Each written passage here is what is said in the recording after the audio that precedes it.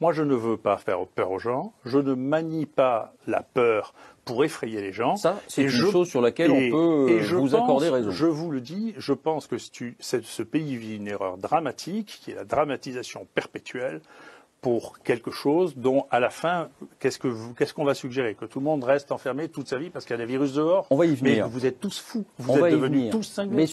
La gravité est infiniment plus faible que celle que nous avions vue avant. C'est un variant qui est un variant différent. On sait qu'il est venu d'Afrique. Maintenant, on a les génomes que l'on compare. Vous avez un problème, si vous voulez. Vous avez un problème, c'est que vos références scientifiques ne sont pas des scientifiques. Vous avez un vrai problème. Laissez-moi terminer.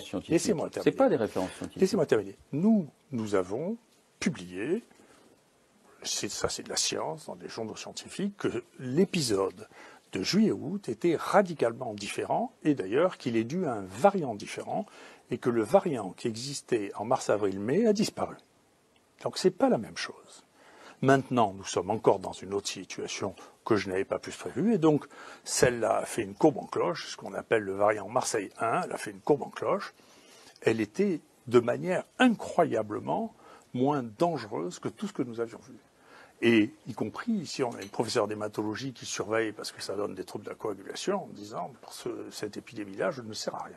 Il n'y a aucun trouble épidémique. Vous êtes en train de nous dire que ce n'est pas la même épidémie. C'est pas la même.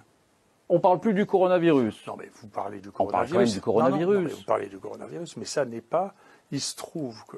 Mais vous voyez bien, c'est qu'on a un niveau de savoir qui n'est pas le même. Oui. Et donc, vous m'opposez des notions, si vous voulez, de collège. Si vous voulez, moi je vous parle en scientifique et vous n'entendez pas ce que je dis. On ne va pas remettre ce dialogue-là parce que je n'ai aucune prétention scientifique. Non, mais je me réfère à vos déclarations. Non, mais mes déclarations étaient parfaitement exactes. Elles sont publiées. Vous savez, vous jasez beaucoup. Moi, non, écoutez-moi. Je ne fais que reprendre vos déclarations, professeur. Mais mes déclarations, et avec courtoisie et respect. Tout ce que je vous ai dit, je l'ai écrit, je l'ai publié, et c'est vrai. Point final.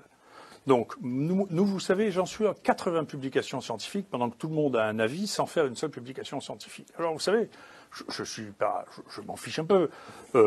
Ça ne m'altère pas, mais clairement, en juillet-août, il s'est passé quelque chose de radicalement différent de ce que nous avions, qui était incroyablement moins sévère, d'accord?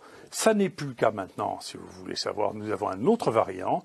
Ce variant me paraît, lui, venir d'Europe du Nord et d'Angleterre. Il est probablement le premier est arrivé par bateau du Maghreb, le variant 1. Le variant juillet-août. Le variant juillet-août. Et on sait maintenant, parce que comme on est seul dans ce pays à faire des génomes de manière régulière, on sait que c'est les mêmes que les génomes qui circulent en Afrique actuellement, parce qu'on a des correspondants en Afrique.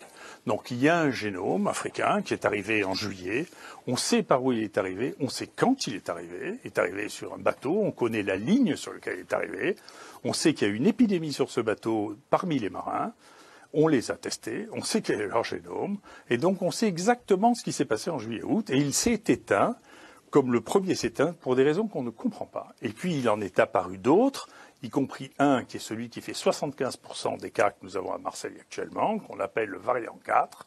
Et ce variant 4 vient d'Europe du Nord, et on pense qu'il est venu au moment de la grande saison touristique de Marseille.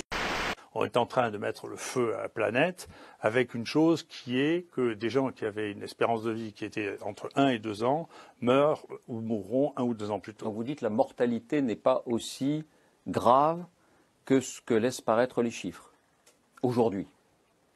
Non, parce que la mortalité, encore une fois... Vous dites ceux qui meurent, pour la moitié, ce sont des personnes qui seraient mortes de toute façon d'ici 1 an. Ah oui, plus de la moitié. Non, mais ça, vous le savez, vous l'écoutez pas parce que vous regardez que ce qui vous intéresse. Mais moi, je l'ai dit, c'est pareil partout en Europe. Honnêtement, on sait que la moitié des morts déjà à plus de 85 ans.